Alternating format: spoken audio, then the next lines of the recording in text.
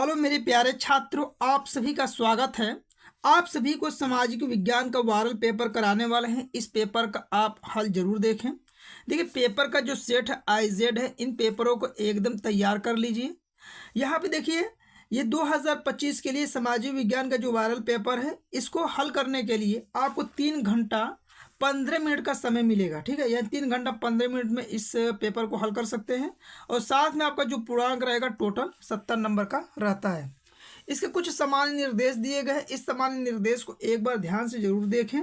देखिए, सामान्य निर्देश क्या है आपका कि पहला आपका निर्देश है कि प्रारंभ के जो 15 मिनट रहेगा परीक्षार्थी को प्रश्न पत्र पढ़ने के लिए निर्धारित किया गया है। और अगला निर्देश है कि सभी प्रश्न आपको करना अनिवार्य है। फिर अगला निर्देश है कि यह प्रश्न पत्र 2 खंडों में अ और ब में विभाजित होगा। यहाँ पे देखिए, खंड अ जो है 20 अंक के 20 बहुविकल्पी प्रश्न रहेंगे। इनका उत्तर OMR सीट पर आपको देना रहेगा। इसके साथ में देखिए, कुछ इंपॉर्टेंट इसके निर्देश होते हैं जो जानना सबसे ज़्यादा जरूरी होता है। OMR सीट पर उत्तर अंकित किए जाने के पश्चात उसे न काटना है, न इरेजर, न वाइटनर का कदापि प्रयोग नहीं करना है। साथ में देखिए, यहाँ पे ये इंपॉर्टेंट पॉइंट है, इसको जरूर ध्यान रखिएगा कि खंड ब जो होता है अंकों का 50 अंकों का रहेगा। इसमें 2 प्रकार के प्रश्न आपसे पूछे जाएंगे, वर्णनात्मक पहला और वर्णनात्मक दूसरा, यानी वर्णनात्मक फर्स्ट और वर्णनात्मक सेकेंड। इसके साथ में आपसे मानचित्र संबंधित 2 प्रश्न 29 क 29 ख आपसे पूछा जाएगा। इसके साथ में आप देखिए कि प्रत्येक प्रश्न के लिए निर्धारित अंक उसके सम्मुख लिखा गया है, यानी कौन सा अंक कितने नंबर का रहेगा। इसके साथ में अगला है निर्देश के दिए गए मानचित्रों को प्रश्न पत्र से फाड़कर उन पर उत्तर अंकित कीजिए तथा मानचित्रों को उत्तर पुस्तिका में मजबूती के साथ अवश्य आपको संलग्न करना, मतलब बांधना है। दृष्टिबाधित परीक्षार्थियों के लिए मानचित्र कार्य के स्थान पर अलग से प्रश्न लिखने के लिए दिए गए हैं। ये कुछ सामान्य निर्देश थे जो आपको पहले से जानना जरूरी रहता है। इसके साथ में देखिए, यहाँ से आपके प्रश्न प्रारंभ होते हैं और जितने भी प्रश्न है सब इंपॉर्टेंट है। सभी प्रश्नों को आप जरूर देखिए। ठीक है, देखिए यहाँ पे खंड अ प्रारंभ होते हैं बहुविकल्पी प्रश्न। निर्देश दिए गए हैं कि दिए गए प्रश्नों के प्रत्येक 4 विकल्प दिए गए हैं। सही विकल्प चुनकर उसे OMR उत्तर पत्रिका पर चिन्हित करना रहेगा। अब यहाँ से प्रश्न आपके प्रारंभ होते हैं। आप वीडियो के लास्ट में ये बताइए कि जो बहुविकल्पी प्रश्न आपसे कराया जाएगा और साथ में जो मानचित्र वाले जो पूरे प्रश्न पत्र को हल कराएंगे उसमें से आपके कितने प्रश्न सही व कमेंट बॉक्स में लिख सकते हैं। और मेरे साथ में आपको जिस प्रश्न का उत्तर आ रहा है तो कमेंट बॉक्स में आप लिख सकते हैं। ठीक है, देखिए पहला है कि निम्नलिखित में से किसने एक गुप्त संगठन यंग इटली बनाया था। तो इसे याद रखिएगा कि यंग इटली किनके द्वारा बनाया गया था। ऑप्शन है विक्टर इमैनुअल द्वितीय, Giuseppe Mazzini, Otto von Bismarck, Giuseppe Garibaldi. तो जो यंग इटली बनाया गया था, ये बनाया गया था मैत्सिनी के द्वारा। तो इस प्रश्न का सही जवाब क्या होगा, बी वाला ऑप्शन सही हो जाएगा कि जूसेपी मैत्सिनी थे, इनके द्वारा यंग इटली बनाया गया था। चलिए अगले प्रश्न पे चलते हैं। देखिए, आपका अगला नंबर का प्रश्न है कि कार्न लॉ जो संबंधित, यानी कार्न लॉ किस देश से संबंधित था। जर्मनी, संयुक्त राज्य अमेरिका, फ्रांस, ब्रिटेन। तो कार्न लॉ जो संबंधित था ब्रिटेन देश से संबंधित था। तो इसका सही जवाब डी वाला ऑप्शन सही हो जाएगा। अगला देखिए कि नेपोलियन बोनापार्ट की पराजय कब हुई थी। तो इस प्रश्न का देखिए आप सही जवाब कमेंट बॉक्स में लिख सकते हैं कि नेपोलियन जो बोनापार्ट था इसकी पराजय कब हुई थी। इसका पराजय 1815 ईस्वी में हुआ था। तो इसका सही जवाब बी वाला ऑप्शन क्या हो जाएगा, सही हो जाएगा। अगला प्रश्न देखिए, महामंदी का सबसे बुरा असर पड़ा। आप महामंदी जरूर बहुत बढ़िया से पढ़ के जाइएगा। महामंदी से संबंधित आपके प्रश्न बहुत आते हैं, तो महामंदी पूरा पढ़ लीजिएगा। ठीक है, कि महामंदी का सबसे बुरा असर जो पड़ा था किस पे पड़ा था, तो ये पड़ा था आपका कृषि के क्षेत्र पर। तो इसका सही जवाब बी वाला ऑप्शन क्या हो जाएगा, सही हो जाएगा। अगला देखिए, गुलामगिरी किसकी रचना है। तो ठीक है, ऑप्शन में देखिए ज्योतिबा फूले के द्वारा, डॉक्टर राजेंद्र प्रसाद, महात्मा गांधी, मोतीलाल नेहरू। ठीक है, तो गुलामगिरी जो लिखा गया था ज्योतिबा फूले के द्वारा लिखा गया था। तो इसका सही जवाब ए वाला ऑप्शन क्या हो जाएगा, सही होगा। इसको आप जरूर याद रखें। अगला प्रश्न देखिए कि निम्नलिखित में से कौन सा विषय संघ सूची का है। संघ सूची मतलब केंद्र के अंतर्गत कौन सा आता है, यानी कौन सा कार्य जो है केंद्र के अंतर्गत आता है, वही आपका संघ सूची कहलाता है। संघ सूची हुआ, समवर्ती सूची हुआ, ठीक है, राज्य सूची हुआ। ये तीनों सूचियों को जरूर आप पढ़ के जाइएगा। ठीक है, देखिए ऑप्शन है कि प्रतिरक्षा, कृषि, शिक्षा, व्यवसाय। तो यहाँ संघ सूची के अंतर्गत जो रखा गया है, किसको रखा गया ये बताना है आपको। तो देखिए जो प्रतिरक्षा होता है संघ सूची के अंतर्गत रखा गया है, जबकि कृषि हो गया और व्यापार हो गया प्राथमिक क्षेत्र राज्य सूची के अंतर्गत आ जाते हैं, जबकि शिक्षा जो होता है समवर्ती सूची के अंतर्गत आते हैं। ये चीज़ आपको आना चाहिए। अगला देखिए आपका 7वां नंबर का है कि भारतीय संविधान में भाषाओं को किस अनुसूची में रखा गया है। ठीक है, तो यहाँ पे देखिए कि भारतीय संविधान में भाषाओं को किस अनुसूची में रखा गया है, 8वीं अनुसूची में रखा गया है।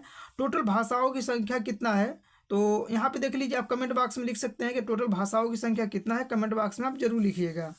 ठीक है, अगला देखिए 8वां नंबर का है कि भारतीय संविधान के बारे में निम्नलिखित में से कौन सा कथन गलत है।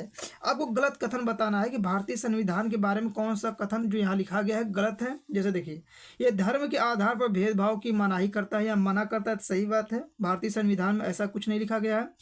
यह एक धर्म को राजकीय धर्म बताता है। ठीक है, तो यहाँ पे देखिए कि ये एक धर्म को राजकीय धर्म यहाँ पे नहीं बताया गया है, तो इसका सही जवाब क्या होगा, बी वाला ऑप्शन सही हो जाएगा। इसलिए गलत कथन बताना है, तो ये एक धर्म को राजकीय धर्म बताया गया है। इसके आगे आप ऑप्शन पढ़ सकते हैं, सभी लोगों को किसी भी धर्म का पालन करने की आज़ादी संविधान में लिखा गया है।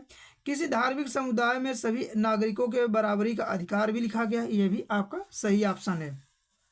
तो इसका सही जवाब बी वाला ऑप्शन सही था, इसलिए कि यहाँ पर गलत कथन पूछा गया है। तो भारतीय संविधान में यह कहीं नहीं लिखा गया है कि यह एक धर्म को राजकीय धर्म माना है, ऐसा कुछ नहीं कहा गया है। ठीक है, अगला प्रश्न देखिए आपका कि जनता का जनता के लिए शासन किस शासन व्यवस्था की विशेषता यहाँ बताया गया है कि जनता का जनता के लिए जो शासन होता है कि क्या बताया गया है, तो ये आपका लोकतंत्र से संबंधित है। तो भारत एक क्या है, लोकतंत्र देश है।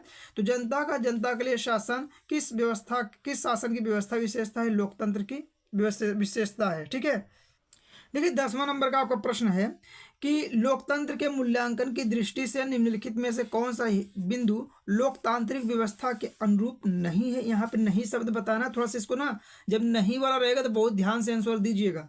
ऑप्शन है स्वतंत्र और निष्पक्ष चुनाव, व्यक्ति की गरिमा, बहुसंख्यकों का शासन, कानून के समक्ष समानता।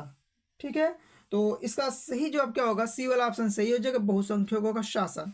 लोकतंत्र के मूल्यांकन के दृष्टि से निम्नलिखित में से कौन सा बिंदु लोकतंत्र व्यवस्था के अनुरूप नहीं है, बहुसंख्यकों का शासन, यानी कि भारत में बहुसंख्यकों का शासन नहीं है। जो आप वोट होता है, जो जीतता है उसका शासन रहता है। स्वतंत्र और निष्पक्ष चुनाव होता है, भारत में होता है। व्यक्तियों की गरिमा को देखा जाए, कानून के समक्ष समानता भी होता है। ठीक है, लेकिन ये आपका बहुसंख्यकों का शासन, ये गलत कथन है। ठीक है, अगला प्रश्न देखिए आप, उत्पत्ति के आधार पर संसाधनों का निम्नलिखित में से कौन सा वर्गीकरण सही है, उत्पत्ति के आधार पर। तो देखिए इसका सही जवाब क्या होगा, सी वाला ऑप्शन सही हो जाएगा, जय और अजय दोनों। ठीक है, तो इस प्रश्न का सही जवाब सी वाला ऑप्शन सही होगा। अगला प्रश्न यहाँ पे ध्यान दीजिए, प्रथम अंतर्राष्ट्रीय पृथ्वी सम्मेलन किस नगर में आयोजित किया गया था।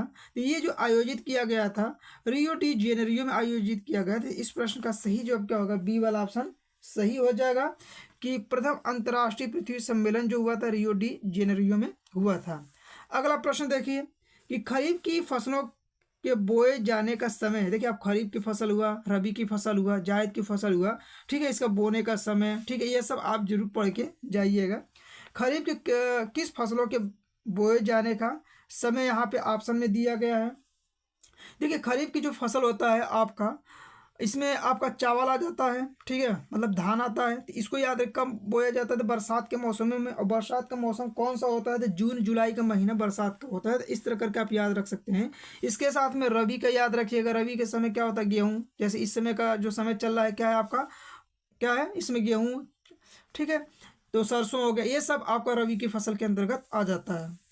अगला देखिए, निम्नलिखित में से कौन सा ऊर्जा का खनिज है। ऊर्जा के खनिज के बारे में बताना है, जैसे लौह अयस्क, अभ्रक, प्राकृतिक गैस, चूना पत्थर, इसमें बताना है आपको। ठीक है, तो देखिए इसका सही जवाब क्या होगा आपका, प्राकृतिक गैस जो होता है एक ऊर्जा खनिज के संसाधन के रूप में यहाँ पे है ऑप्शन के अनुसार। देखिए अगला है आपका कि कृषि आधारित उद्योग का उदाहरण है। ये मतलब लोहा एवं इस्पात उद्योग आता है, सूती वस्त्र उद्योग आता है, रासायनिक उद्योग आता है, या सीमेंट उद्योग आता है। तो कृषि आधारित आपको बताना है कि यहाँ पे कौन सा होगा? तो इसका सही जवाब होगा बी वाला ऑप्शन सही होगा, सूती वस्त्र उद्योग। ठीक है, रेशम के कीटों को क्या क्या खेती किया जाता है, इसके अनुसार यहाँ पे क्या हो जाएगा? बी वाला ऑप्शन सही हो जाएगा। अगला देखिए, भारतीय रेल में रेल प्रखंडों की संख्या आपको बताना है कि कितने रेलवे जोन है, आपको ये बताना है। ठीक है, तो भारतीय रेल में रेल प्रखंडों की जो कुल संख्या इस समय है, आपको उसके अनुसार कितने हैं? आपके 18 हैं। तो इस प्रश्न का सही जवाब बी वाला ऑप्शन सही हो जाएगा। अगला प्रश्न यहाँ पे ध्यान दीजिए, सूचना एवं संचार प्रौद्योगिकी का आर्थिक क्षेत्र आपको बताना है। देखिए, आपका यहाँ प्राथमिक क्षेत्र, तृतीय क्षेत्र, द्वितीय क्षेत्र, ये सब आप जरूर बहुत ध्यान से पढ़ के जाइएगा। तो सूचना एवं संचार प्रौद्योगिकी आर्थिक क्षेत्र जो आता है, तृतीय क्षेत्र के अंतर्गत आता है। तो इसका सही जवाब सी वाला ऑप्शन क्या हो जाएगा? सही हो जाएगा। ठीक है, अगला प्रश्न यहाँ पे ध्यान दीजिए। देखिए क्या है, उपभोक्ता सुरक्षा अधिनियम किस वर्ष पारित किया गया था? तो 1986 ईस्वी में पारित किया गया था। तो उपभोक्ता सुरक्षा अधिनियम जो पारित किया गया था, कब पारित किया गया था? 1986 ईस्वी में। अगला प्रश्न आपका है कि किस देश का विकास आधारित होता है, यानी किस पे आधारित हो? किसी देश का विकास जो होता है किस पे आधारित होता है? प्रति व्यक्ति आय पर निर्भर करता है, औसत साक्षरता दर पर, और लोगों की स्वास्थ्य स्थिति, इन सभी पर निर्भर करता है। इसलिए इसका सही जवाब डी वाला ऑप्शन सही हो जाएगा, ये सभी। मनरेगा कार्यक्रम किस वर्ष प्रारंभ हुआ था? ठीक है, तो आपको बताना है कि जो मनरेगा जो कार्यक्रम था किस वर्ष प्रारंभ हुआ था? तो 2005 में। तो इसका सही जवाब क्या होगा? सी वाला ऑप्शन सही हो जाएगा। ठीक है, तो आप कमेंट में लिखिए कि 20 बहुविकल्पी प्रश्नों में से आपके कितने प्रश्न सही हुए। अब देखिए, यहाँ से प्रारंभ होते हैं खंडवा के जितने भी प्रश्न बताए जा रहे हैं, इन प्रश्नों को जरूर आप देख के चले जाइए। देखिए 21 नंबर का क्या है, ये 4 नंबर का आपको प्रश्न पूछता है, दो प्रश्न आपके साथ में इसमें रहते हैं। ठीक है, तो यहाँ पे देख लीजिए आप, पहला प्रश्न यहाँ पे है 21 नंबर का कि प्रथम विश्व युद्ध के समय भारत का औद्योगिक उत्पादन क्यों बढ़ा? इसके साथ में अथवा में G77 देशों से आप क्या समझते हैं? दोनों में से कोई एक ही प्रश्न आपको करना रहेगा। अगला प्रश्न यहाँ पे ध्यान दीजिए, लोकतंत्र शासन की अन्य व्यवस्थाओं से बेहतर है, स्पष्ट कीजिए। अथवा में लोकतंत्र किस प्रकार उत्तरदायी है, जिम्मेवार है और वैध सरकार का गठन करता है? इन प्रश्नों को आप जरूर पढ़ के जाइएगा, इसी के आसपास सभी प्रश्न आने वाले हैं। ठीक है, अगला प्रश्न देखें 23 नंबर का, वैश्वीकरण से आप क्या समझते हैं? भारतीय उद्योगों पर इसके प्रभाव का उल्लेख कीजिए। ठीक है, यह अथवा में दिया है कि भारत में रेल परिवहन के विकास पर प्रकाश डालिए। ठीक है, तो इसके बारे में आप पढ़ लीजिएगा। अगला देखिए कि इस पॉइंट को जरूर मृदा से संबंधित प्रश्नों को पढ़ के जरूर जाइएगा कि मृदा अपरदन को रोकने के कोई 2 उपाय सुझाइए। या अथवा में देखिए यहाँ पे यह चतुर्थ क्षेत्रक, प्राथमिक क्षेत्र, द्वितीय क्षेत्र, तृतीय और चतुर्थ, ये सब जरूर पढ़ के जाइएगा कि चतुर्थ क्षेत्रक अन्य क्षेत्रों से कैसे अलग है, 2 उदाहरण सहित इसकी व्याख्या कीजिए। अगला देखिए प्रश्न आपका क्या है, वर्णात्मक सेकंड है, ये आपके जो बोर्ड के एग्जाम में प्रश्न आते हैं 6 नंबर के आते हैं। इसमें भी आपको 2 प्रश्न देता है, 2 प्रश्नों में से एक ही प्रश्न आपको करना रहता है। जैसे यहाँ पे देखिए, सत्याग्रह का क्या अभिप्राय है? सत्याग्रह के संबंध में महात्मा गांधी के विचार थे, यानी कि महात्मा गांधी जी के विचार क्या थे सत्याग्रह से संबंध। अथवा में दिया है कि भारत में राष्ट्रवाद के उदय के प्रमुख कारणों का उल्लेख करना है। 2 प्रश्नों में से एक प्रश्न कीजिएगा, 6 नंबर रहता है। ठीक है, चलिए अगले प्रश्न पे चलते हैं। देखिए 26 नंबर का प्रश्न आपका है कि भारत में संघीय शासन व्यवस्था की विशिष्टताओं का वर्णन कीजिए। टोटल ये 6 नंबर का रहेगा। अथवा में दिया है भारत एक पंथ निरपेक्ष देश है, किन 3 प्रावधानों के आधार पर स्पष्ट कीजिए। 2 प्रश्नों में से कोई एक ही प्रश्न आपको करना रहता है। साथ में अगला प्रश्न दिया है आपका कि भारत में वनों के आर्थिक महत्व को स्पष्ट करना है कि भारत में वनों के आर्थिक महत्व क्या है। इसके अलावा भारत में खनिज तेल के उत्पादन एवं वितरण का वर्णन कीजिए। दोनों में से कोई एक ही प्रश्न आपको करना है। इसके साथ में अगला प्रश्न देख लीजिए कि आर्थिक विकास में ऋण की भूमिका का विश्लेषण कीजिए। अथवा में भारत में उपभोक्ता आंदोलन का परिचय दीजिए। टोटल 6 नंबर, यानी कि जितने भी प्रश्न रहेंगे आपके अथवा करके दिए रहेंगे, ये 2 प्रश्न देगा, दोनों प्रश्नों में से कोई एक ही प्रश्न करना रहता है। अब यहाँ से देखिए आपके मानचित्र से संबंधित प्रश्न प्रारंभ होते हैं। देखिए मानचित्र से संबंधित प्रश्न आपसे कैसे पूछे जाएंगे। कहा है कि निम्नलिखित स्थानों को भारत के दिए गए रेखा मानचित्र पृष्ठ 13 पर देखिए जो आपको दिखाना है, ये चिन्ह का प्रयोग करते हुए मानचित्र पर दिखाना है। चिन्ह द्वारा नाम सही दर्शाइए। सही नाम तथा सही स्थान अंकन हेतु 1/2 1/2, अर्थात एक प्रश्न कितने नंबर का रहेगा? 1 नंबर का रहने वाला है। अब यहाँ से देखिए आपके प्रश्न प्रारंभ होते हैं, सबके उत्तर बताते हैं आपको। जैसे यहाँ पे बताना है कि वह स्थान जहाँ भारतीय राष्ट्रीय कांग्रेस का अधिवेशन सितंबर 1920 में हुआ था, इसको जरूर याद रखिएगा। सितंबर 1920 पूछता है, 1 दिसंबर 1920 पूछता है। तीन चीज़ों को जरूर ध्यान रखिएगा। तो देखिए इसका क्या सही जवाब होगा कि देखिए वह स्थान जहाँ भारतीय राष्ट्रीय कांग्रेस का अधिवेशन सितंबर 1920 में हुआ था, तो ये कहाँ पे हुआ था? तो ये हुआ था आपका कलकत्ता में। कहाँ पे? कलकत्ता में हुआ था। तो इसको याद रखिएगा कि सितंबर 1920 में कहाँ पे हुआ था? तो ये हुआ था आपका कलकत्ता में। अब मानचित्र पे इसको भर लीजिएगा। अगला देखिए, वह स्थान वह जनपद जहाँ जालियांवाला बाग की घटना हुई थी, तो कहाँ पे हुआ था जालियांवाला बाग की घटना? तो ये हुआ था आपका अमृतसर। और अमृतसर पड़ता कहाँ पे है? अमृतसर जो पड़ता है आपका पंजाब में पड़ता है। इस चीज़ को याद जरूर रखिएगा कि वह जनपद जहाँ जालियांवाला बाग हत्याकांड हुआ था, तो अमृतसर में हुआ था। ठीक है।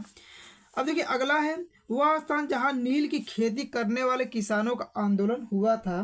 तो नील की खेती करने वाले किसानों का आंदोलन कहाँ पे हुआ था? तो ये हुआ था आपका चंपारण। और चंपारण है कहाँ पे? तो चंपारण आपका पड़ता है बिहार में। ठीक है। तो नील की खेती करने वाले किसानों का आंदोलन कहाँ पे हुआ था? चंपारण में हुआ था। ठीक है। तो इस पॉइंट को जरूर याद रखिएगा। अगला देखिए, वह स्थान जहाँ सूती मिल श्रमिकों ने सत्याग्रह किया था। तो सूती मिल श्रमिकों ने सत्याग्रह कहाँ पे किया था? तो ये किया था आपका अहमदाबाद मिल। कौन सा था? अहमदाबाद में। और अहमदाबाद पड़ता कहाँ पे है? तो अहमदाबाद जो है आपका बाद गुजरात में पड़ता है। इस चीज़ को याद रखिएगा कि जो सूती मिल श्रमिकों का सत्याग्रह हुआ था अहमदाबाद में हुआ था। और अहमदाबाद पड़ता कहाँ पे है? तो गुजरात में पड़ता है। अगला देखिए, वह जनपद जहाँ चौरी चौरा की घटना घटित हुई थी। तो चौरी चौरा की जो घटना घटित हुई थी कहाँ पे घटित हुआ था? तो ये हुआ था आपका गोरखपुर में। और गोरखपुर कहाँ पे पड़ता है आपको? तो आप सभी को पता होगा कि गोरखपुर कहाँ पड़ता है। आप कमेंट बॉक्स में ज़रूर लिखिएगा कि गोरखपुर कहाँ पे पड़ता है। अगला प्रश्न देखिए, 29 का ख भी आपसे पूछा जाता है। निम्नलिखित स्थानों को भारत के दिए गए रेखा मानचित्र पर चिन्ह द्वारा, देखिए 5 नंबर का आपका इतिहास से संबंधित सभी प्रश्न पूछे जाते हैं और 5 नंबर का आपको भूगोल से संबंधित प्रश्न पूछे जाते हैं। तो 29 का देख सकते हैं, पहला नंबर आपका है कि उड़ीसा राज्य की एक प्रमुख नदी का नाम चिन्ह द्वारा आपको बताना है। तो उड़ीसा राज्य की एक प्रमुख नदी का नाम कौन सा है? तो उड़ीसा राज्य की एक प्रमुख नदी का जो नाम है महानदी है। महानदी, इसको आप याद रखिएगा कि महानदी उड़ीसा राज्य से गुजरती है और इस चिन्ह के द्वारा दिखाना है। इसके साथ में आपको दक्षिण भारत की नदी पूछता है तो आप याद रख सकते हैं गोदावरी, कृष्णा, कावेरी नदी, ये दक्षिण भारत की नदियां हैं। उत्तर भारत की नदी के बारे में कहेगा तो आपका गंगा हुआ, यमुना हुआ, ठीक है, ये उत्तर भारत की नदी है। और आप इसके साथ में ब्रह्मपुत्र नदी के बारे में याद रख सकते हैं कि ब्रह्मपुत्र नदी जो होता है अरुणाचल प्रदेश से होकर भारत में प्रवेश करता है। तो ये सभी प्रश्न आपसे बोर्ड के एग्जाम में पूछे जाते हैं, सभी प्रश्नों को ध्यान जरूर रखिएगा। इसके अलावा मध्य प्रदेश का राजधानी इस चिन्ह के द्वारा दिखाना है। तो मध्य प्रदेश की राजधानी कहाँ पे पड़ता है आपका? तो मध्य प्रदेश की जो राजधानी आपका है भोपाल है। देखिए मध्य प्रदेश की राजधानी कहाँ पे? भोपाल, इसको याद रखिएगा। ठीक है। इसके अलावा राजस्थान की राजधानी जयपुर याद रखिएगा। और गुजरात की राजधानी गांधीनगर, इसको भी याद रखिएगा। ठीक है। तो ये सब आप जरूर याद रखिएगा। सूती वस्त्र उद्योग का एक केंद्र यस चिन्ह द्वारा दिखाना है कि सूती वस्त्र उद्योग जो होता है यस चिन्ह के द्वारा आपको दिखाना है। तो सूती वस्त्र उद्योग एक कानपुर पड़ता है। और कानपुर है कहाँ पे? तो कमेंट बॉक्स में लिखिए जरूर कि कानपुर कहाँ पड़ता है। ठीक है, कमेंट बॉक्स में आप लिखिए कानपुर कहाँ पड़ता है। तो सूती वस्त्र उद्योग का एक केंद्र जो है आपका कानपुर है। समझ में आ गया। अगला प्रश्न देखिए कि एक प्रमुख लौह अयस्क उत्पादक क्षेत्र इस चिन्ह के द्वारा नाम सहित दिखाना है। तो ये देखिए लौह अयस्क उत्पादक क्षेत्र जो पड़ता है कहाँ पे पड़ता है? तो ये है आपका उड़ीसा। उड़ीसा में दिखा सकते हैं, उड़ीसा। ठीक है, उड़ीसा में, या इसके साथ में झारखंड भी दिखा सकते हैं, झारखंड। इन दोनों के आपके कहाँ पे पड़ता है? इसकी पट्टी पे पड़ता है, उड़ीसा और झारखंड के पट्टी पे पड़ता है। तो आप उड़ीसा में दिखा सकते हैं, झारखंड में आपका मानचित्र में सही माना जाएगा। अगला देखिए कि पश्चिमी तट का एक बंदरगाह समुद्री पट्टन का नाम आपको बताना है। तो पश्चिमी तट पर एक बंदरगाह जो आपका है, ये बंदरगाह जो पड़ता है आपका मुंबई, आप याद रख सकते हैं मुंबई। ठीक है, मुंबई हाई जो है एक बंदरगाह है, तो मुंबई समुद्री तट पर पड़ता है। तो ये चीज़ आपको याद होना चाहिए। ठीक है, देख लीजिए यहाँ पे मुंबई हाई याद रखिए। समझ में आ गया। तो ये था आपका संपूर्ण पेपर।